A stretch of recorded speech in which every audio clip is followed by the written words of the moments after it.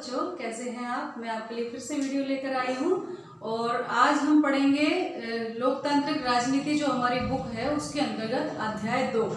पहले हमने पढ़ा था लोकतंत्र क्या, लोकतंत्र क्यों।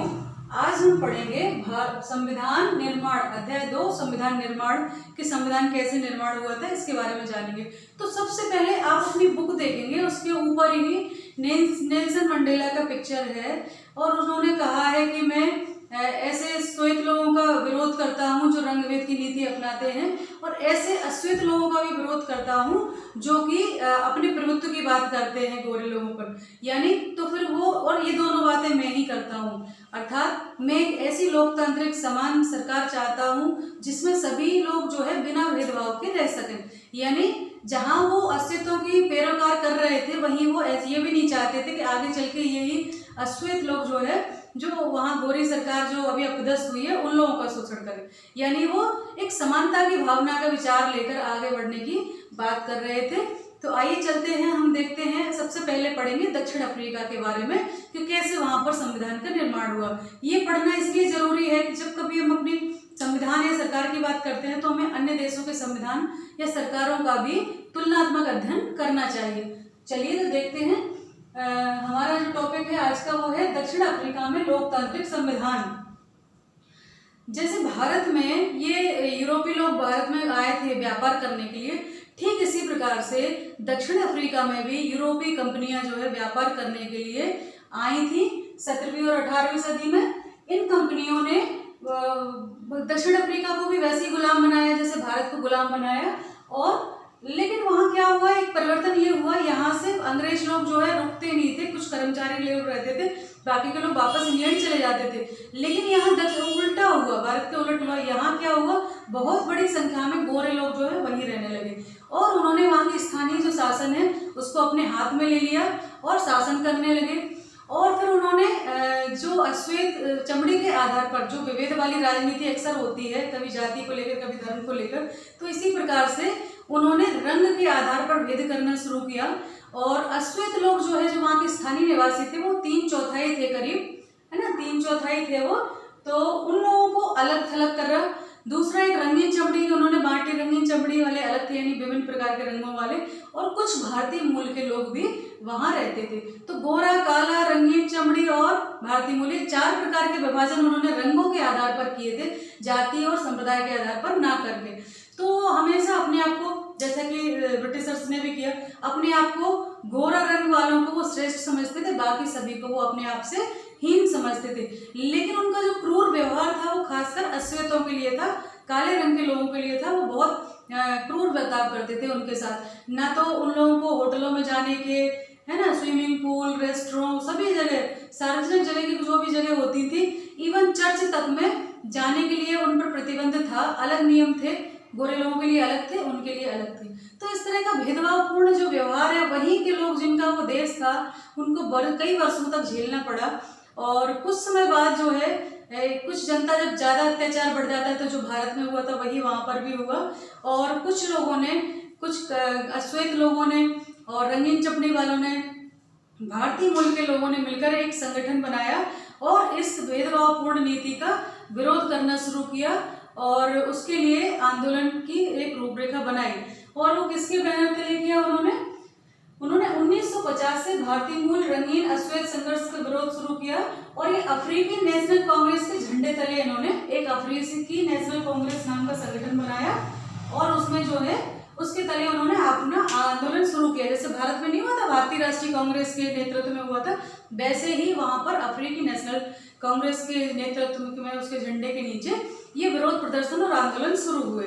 लेकिन वहां पर स्थिति ये थी कि विचार अभिव्यक्ति की, संघ बनाने की, ये सब चीजें आज़ादी बिल्कुल भी नहीं थी। ना तो आप संगठन बना सकते थे, ना विरोध प्रदर्शन कर सकते थे। बहुत सख्त नियम उन लोगों ने बना रखे थे। फिर भी लोग जब अपनी जान पर बनाती है, बहुत ज़्यादा अत्याचार बढ़ता है, तो किसी भी कीमत पर वो लोग ये विरोध शुरू करते हैं। तो इसी प्रकार से हम देखते हैं कि कैसे उनका आंदोलन धीरे धीरे आगे बढ़ा। तो इन सब ने मिलकर झंडे तले शुरू किया। फिर धीरे धीरे उसमें जो कम्युनिस्ट पार्टी के लोग थे, मजदूर संगठन थे, वो भी उससे जुड़ते गए। और उसके बाद आप देखें धीरे धीरे उन्होंने कुछ गोरे लोग जो संवेदनशील थे, जो भावनाएं रखते थे, पढ़े लिखे लोग थे, जिनको लगता था कि ये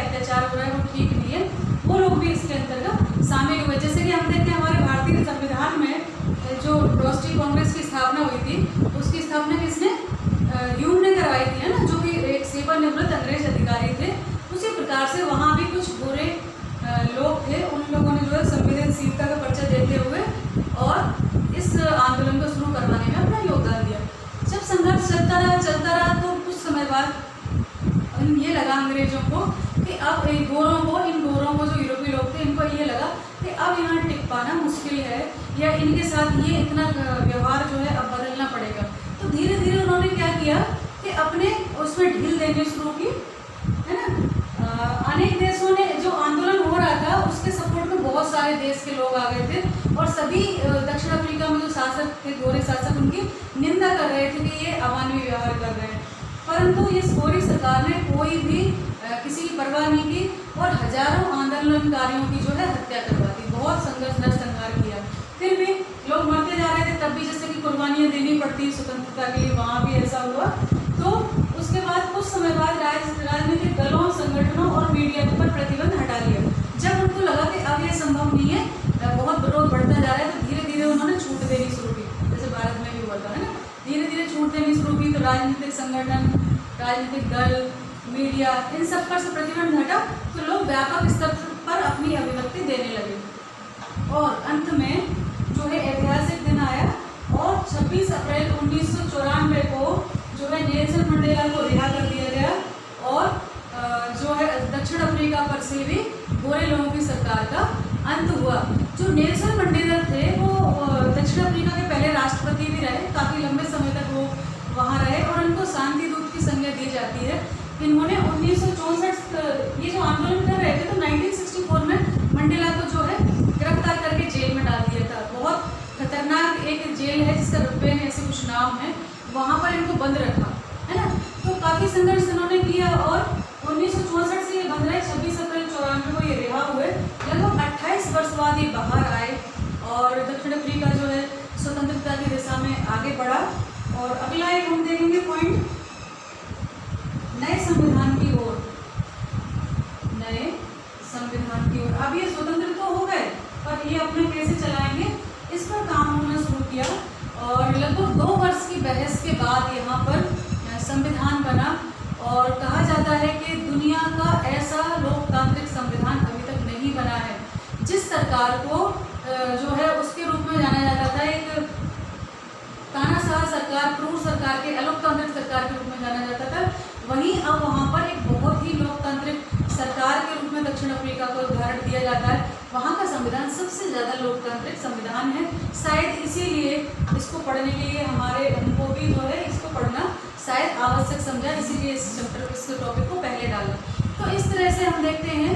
और सबसे बड़ी बात, ये जो बाहर आए जब नेल्सन मंडेला, तो इन्होंने कहा, इन्होंने आह्वान किया जनता से कि ऐसा नहीं है कि इन्होंने जो है गोरे लोगों ने हमारा इतने दिनों तक शोषण किया तो अब हम अश्वेत लोग या अन्य जातियाँ मिलकर, अन्य नस्ल वाले मिलकर जो है अब शासन करेंगे तो इनका शोषण करें। ऐसा नहीं होना चाहिए। हमें पुराने सारे भेदभाव मिटा देना चाहिए और नए सिरे से एक मित्रवत व्यवहार में, समानता के व्यवहार में, सौहार्द के व्यवहार में आओ बैठकर बात करें और एक नए संविधान का निर्माण करें। तो बड़े आश्चर्यजनक बात है कि जिन लोगों ने पहले शोषण किया था और जो इनका शोषण कर रहे थे वो लोग भी साथ बैठे थे, जिनका शोषण हुआ था वो लोग भी साथ बैठे थे और अन्य लोग भी संग में थे और सभी लोगों ने बैठकर जो है अच्छी अच्छी चीज़ें ग्रहण की और एक बहुत ही अच्छा यूनिक जो है संविधान जो है बनाया, है ना।